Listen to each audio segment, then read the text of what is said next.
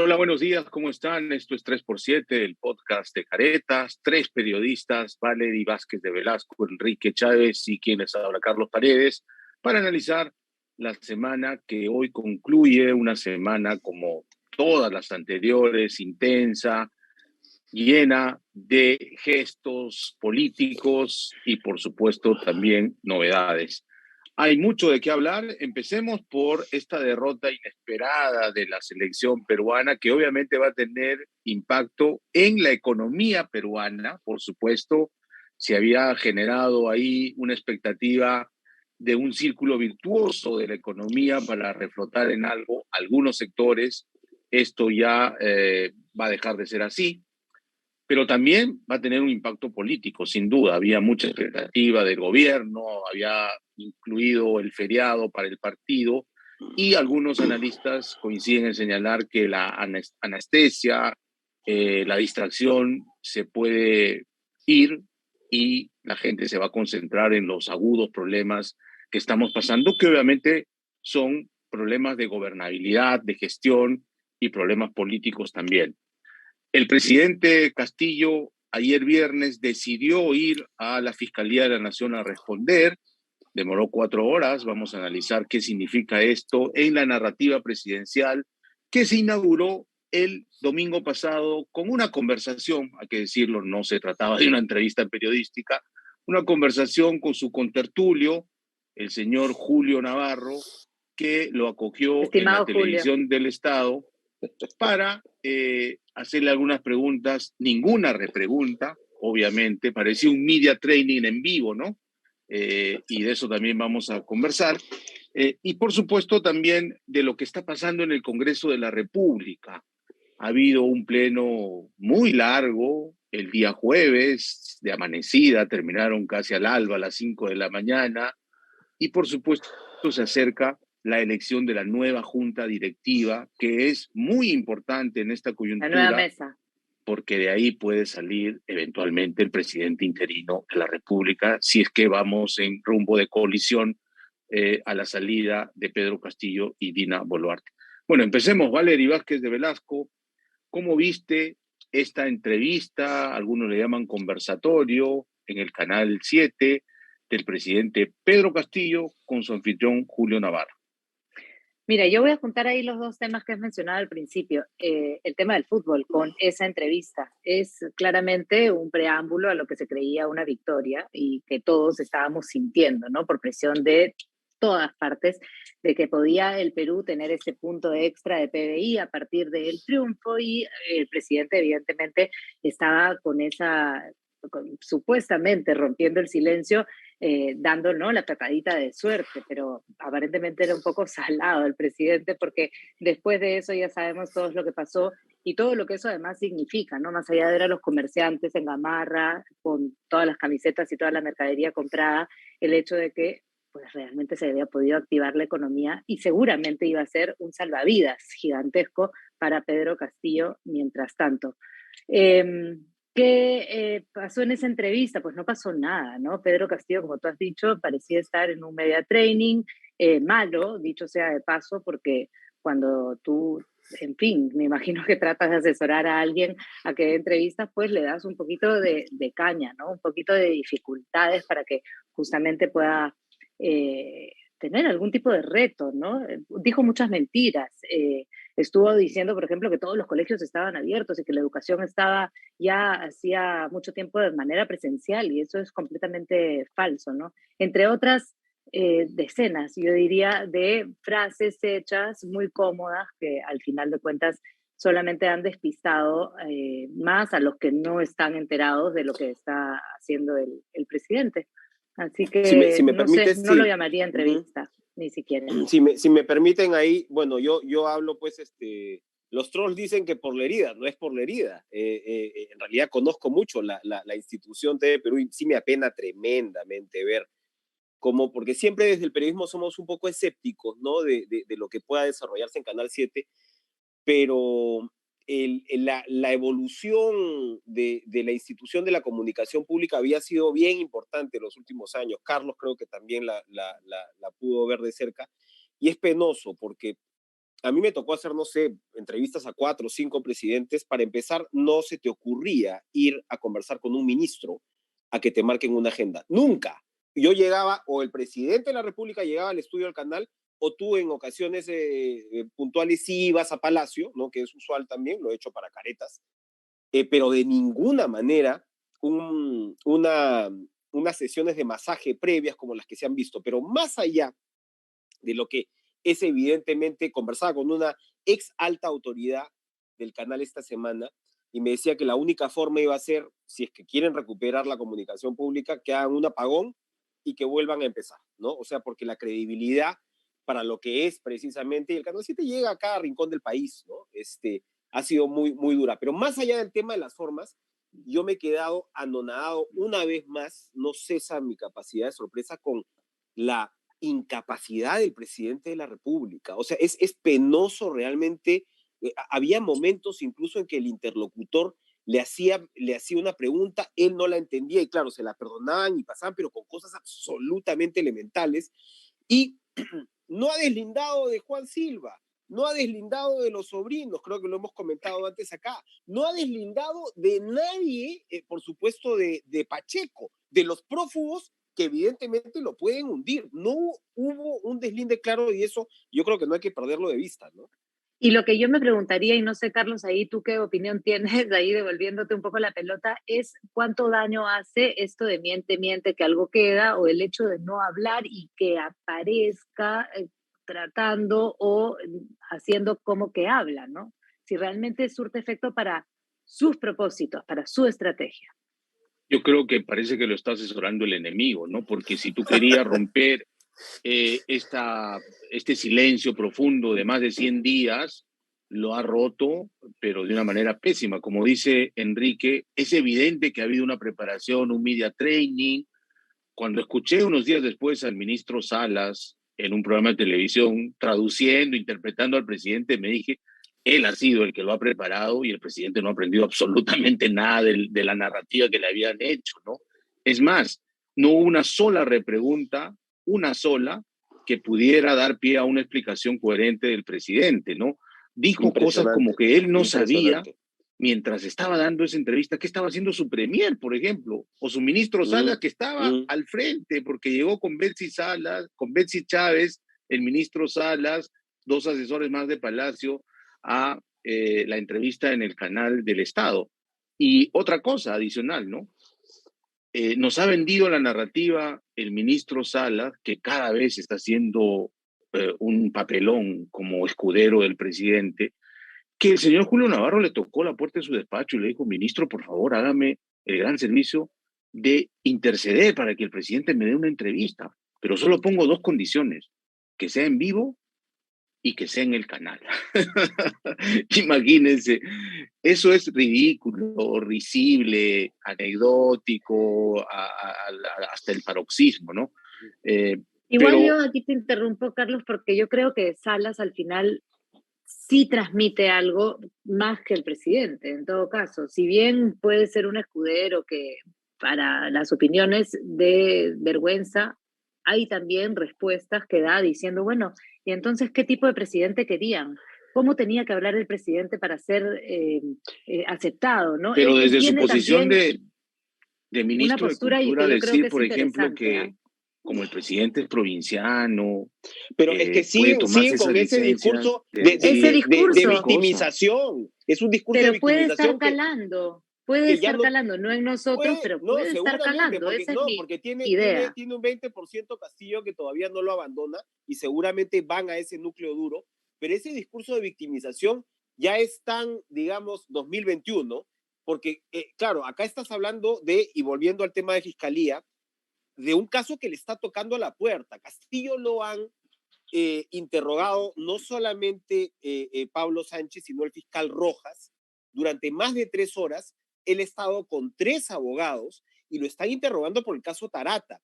Recordemos que el caso Tarata es el caso donde Juan Silva, prófugo de la justicia, ministro engreído de Castillo, recibió los 100 grandes, y eso está, creo, más o menos acreditado a partir del audio de Villaverde. Entonces, claro, el discurso de victimización, bueno, muy bien, y seguirá funcionando para ese 5, 7, 10, 15%, ¿no? Que seguramente se identifica con lo que Castillo quiere de alguna manera proyectar. Pero creo que estamos hablando de una cancha también Tendría bastante eso de distinta, vista. ¿no?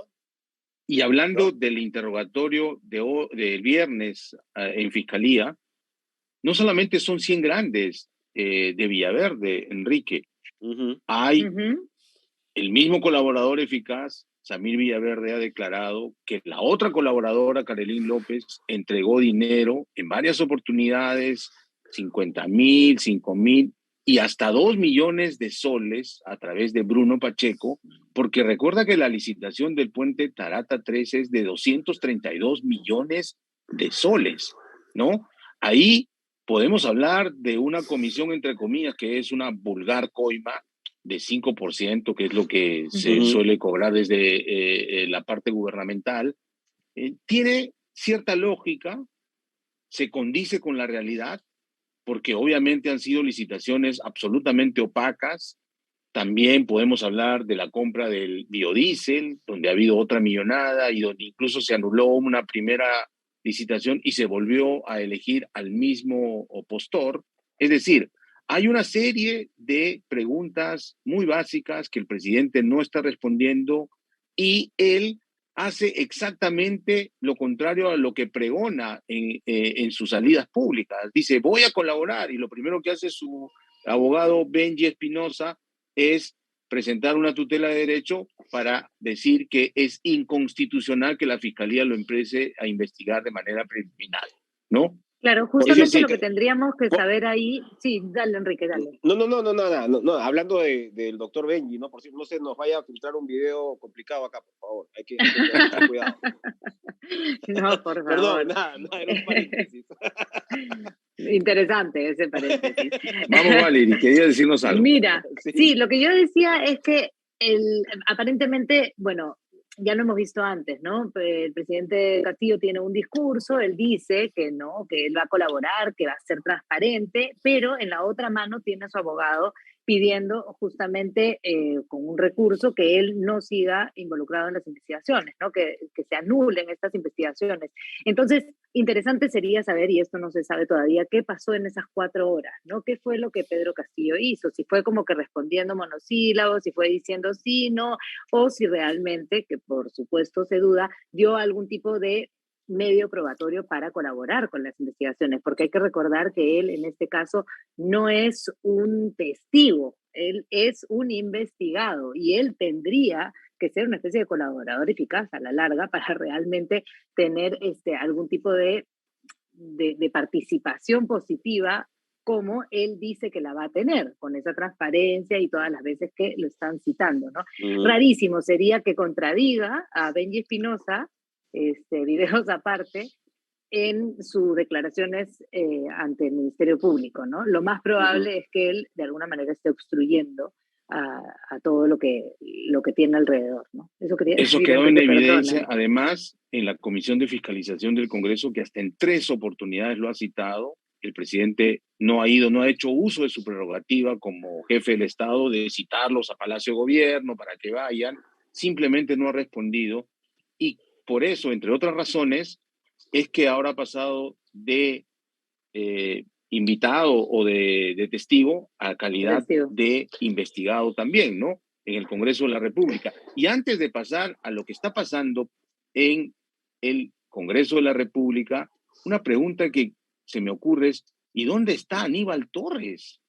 Hace 3 semanas que yo no lo veo ni declarar, ni ser Mudo. Increíble, confrontacional, increíble. ¿no? ¿No se habrá ido con Cuando han Desde dicho, Silva? el debe estar en 26 shock. de mayo que Vladimir Cerrón se peleó con Pedro Castillo, según las crónicas más informadas, y rodó la cabeza de la ministra de Trabajo, Betsy Chávez, Aníbal simplemente es el silente. Ya no se le ve en su característica confrontacional, ni siquiera se le ve paseando por algún lugar del interior del país en estos consejos de ministros descentralizados, Descentralizados. que son básicamente mítines descentralizados con portátil, ¿no? Pero Uh-huh. vayamos Sí, al Congreso. hay que Valerie, buscarlo. ¿Qué Sí, información maneja sobre la nueva mesa directiva del Congreso que está, al parecer, al rojo vivo? No, pero bueno, perdonen, como, ahí una dilo, cosita, Valerie. Nada, sencillamente sí, para encuadrar este escenario del Congreso. Si estamos ahorita, 18 de junio, sábado 18 de junio, en un mes, cuando se dé la elección de la nueva mesa directiva del Congreso, imagínense ustedes cómo va a estar el caso Tarata, el caso Castillo, el caso Silva. mm, Y si estamos al rojo vivo, vamos a estar realmente incendiándonos seguramente dentro de un mes. Por eso, era lo que quería decir, la elección de la mesa directiva va a ser absolutamente fundamental y me imagino que las negociaciones políticas van viendo hacia dónde sopla el viento, ¿no?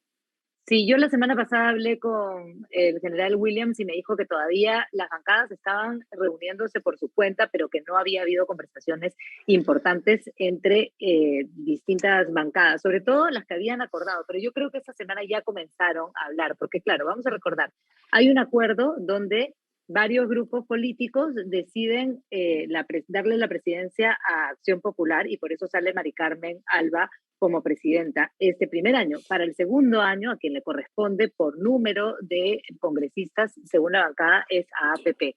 Entonces, hay un acuerdo que se tiene que mantener y ese acuerdo depende de Fuerza Popular, de Avanza País, de Acción Popular y de APP. Entonces, APP tendría que poner al próximo presidente, por lo que le corresponde.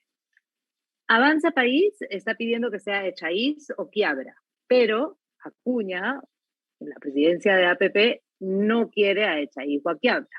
Mientras tanto, Fuerza Popular quiere que sea Camones, o Camonés, la que es ahora vicepresidenta, y no Salguana, que son las dos opciones que habría aceptado en esta discusión con Avanza País y con Acción Popular APP.